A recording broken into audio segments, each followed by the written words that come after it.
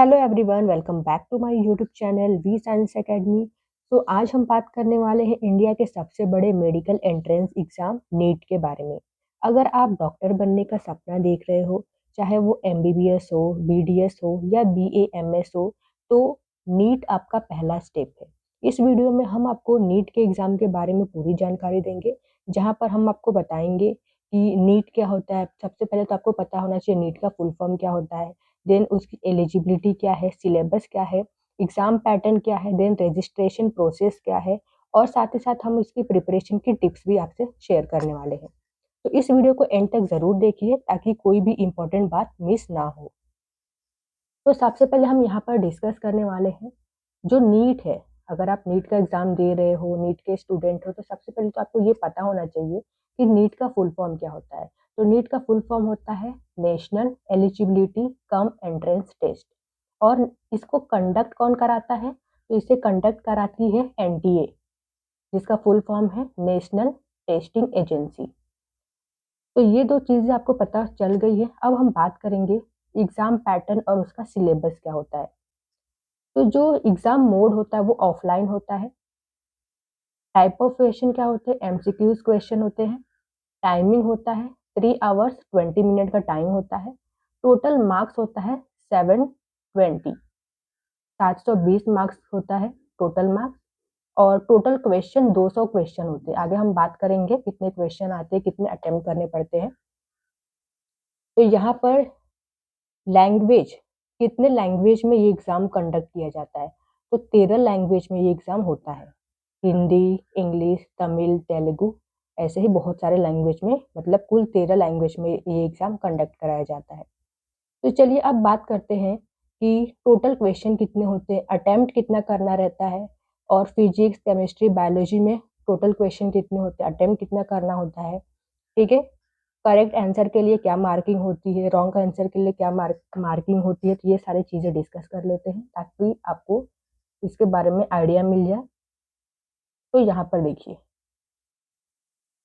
तो total question होते हैं 200 टोटल क्वेश्चन होते हैं, जिसमें से आपको अटेम्प्ट करना होता है 180, 180 क्वेश्चन अटेम्प्ट करने होते हैं। तो यहाँ पर हम जान लेते हैं सब्जेक्ट वाइज। तो सबसे पहले हम बात करते हैं फिजिक्स की। तो फिजिक्स में टोटल क्वेश्चन आते हैं 50। 50 में से आपको अटेम्प्ट कितने क्वेश्चन करने होते हैं? 45। तो ये 45 क्वेश्चन जो आप अटेम्प्ट करने रहते हैं, उसमें सेक्शन होते हैं, section A and section B. तो जो सेक्शन ए रहता है उसमें 35 क्वेश्चन होते हैं, जिसमें से आपको पूरे 35 क्वेश्चन अटेम्प्ट करने रहते हैं। एंड जो आपका दूसरा सेक्शन होता है, जो सेक्शन बी है, इसमें 15 क्वेश्चन होते हैं, लेकिन आपको अटेम्प्ट सिर्फ 10 क्वेश्चन करने होते हैं। देन नेक्स्ट केमिस्ट्री की बात करते हैं। तो केमिस्ट्री में भी सेम है फिजिक्स की तरह, टोटल 50 क्वेश्चन होते हैं, अटेम्प्ट 45 करने होते हैं। ठीक है, सेक्शन ए में से 35 क्वेश्चन आपको करने रहते हैं, और बी में से 15 क्वेश्चन होते हैं, जिसमें से 10 क्वेश्चन अटेम्प्ट करने होते हैं।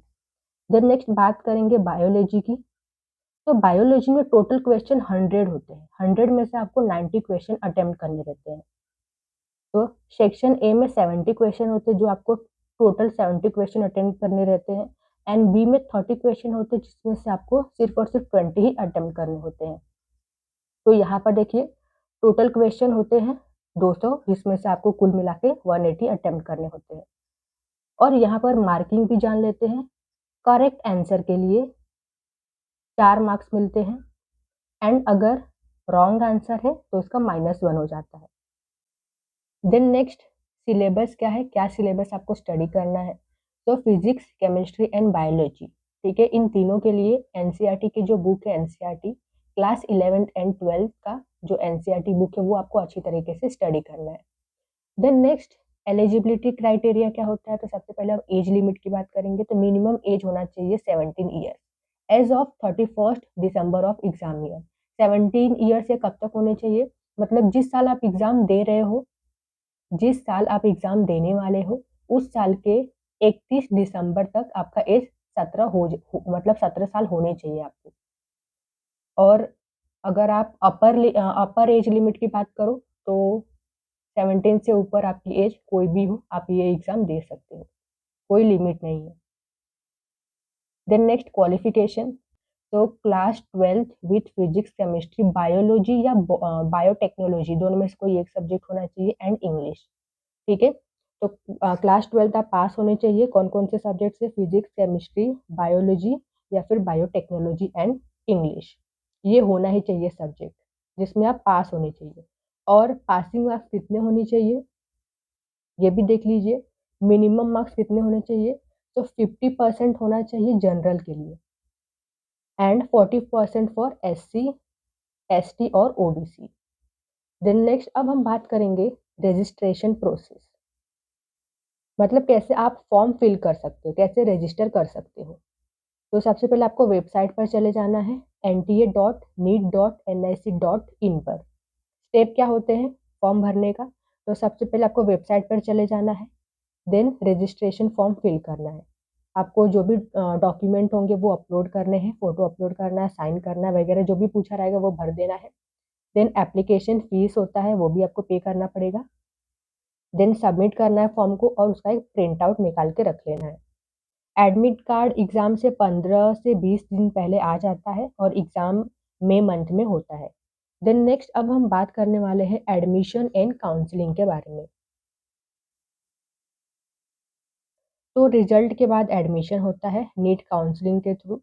काउंसलिंग 2 लेवल पर होती है, all India quota and state quota. तो ऑल इंडिया कोटा इसमें 15% सीट अवेलेबल होती है, स्टेट कोटा में 85% सीट अवेलेबल होती है। जो ये AIQ होता है, that is all India quota, ये MCC करती है। MCC मतलब मेडिकल काउंसलिंग कमेटी करती है। और स्टेट कोटा काउंसलिंग हर स्टेट की अपनी मेडिकल अथॉरिटी हैंडल करती है। तो ये सारी जानकारी आपको पता होनी चाहिए। देन नेक्स्ट अब हम बात करेंगे, लास्ट में मैंने आपको बताया था मैं आपसे प्रिपरेशन टिप्स भी शेयर करने वाली हूँ। तो यहाँ पर देखिए, तो यहाँ पर सबसे पहला क्या करना है आपको, study NCERT class 11th and 12th। आपको जो NCERT की बुक है क्लास 11 12 की अच्छी तरीके से स्टडी करनी है। और खासकर आपको बायोलॉजी अच्छी तरीके से पढ़ना है। बायोलॉजी के लिए NCERT लाइन बाय लाइन पढ़िए, हर डायग्राम, हर जो भी डायग्राम होगा उसको याद रखना है आपको। देन सेकंड, रेगुलर रिवीजन करते रहना है। प्रीवियस ईयर के जो पेपर होते हैं, क्वेश्चन पेपर होते हैं, ठीक है, लास्ट 10 ईयर के जो भी क्वेश्चन पेपर होंगे वो आपको सॉल्व करना है। देन टाइम मैनेजमेंट, तो आपको एक डेली शेड्यूल बना लेना है। 6 to 8 आवर आपको अच्छी तरीके से स्टडी पर फोकस करना है। बीच बीच में ब्रेक लेते रहना है आपको। एंड साथ ही साथ में आपको टेस्ट देते रहना, जो भी आप पढ़ते हैं ना उसका आप टेस्ट देते रहो, ताकि आपको अच्छी तरीके से रिवीजन हो, याद रहे वो सारी चीज़ें। तो अगर आपको ये वीडियो अच्छी लगी हो तो वीडियो को लाइक करें, कमेंट में I am a future doctor लिखें और चैनल को सब्सक्राइब करें, बेल आइकन को भी दबाना ना भूलें। मिलते हैं नेक्स्ट एजुकेशनल वीडियो में। Till then keep studying and stay motivated.